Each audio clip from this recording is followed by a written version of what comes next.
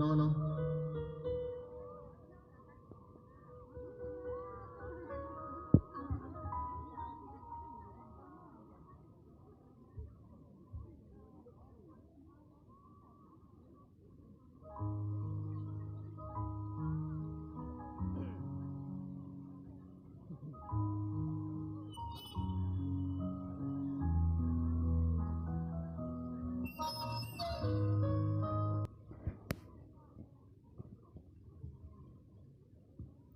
Ngọc Quang, Ngọc Gia xin gửi lời hân hoan gửi lời chào tới toàn thể quý vị đại biểu, các đồng chí cùng toàn thể quý vị tham dự phiên chợ quảng bá sản phẩm quê hương Mường Nhé.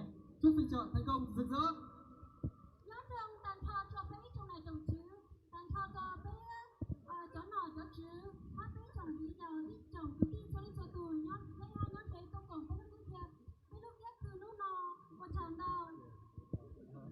Vâng, kính thưa quý vị, Mường Nhé là một vùng đất bao la hùng vĩ đầy tiềm năng, từ lâu đã trở thành cái nôi sinh sôi của cộng đồng các dân tộc hân hoan trước cuộc sống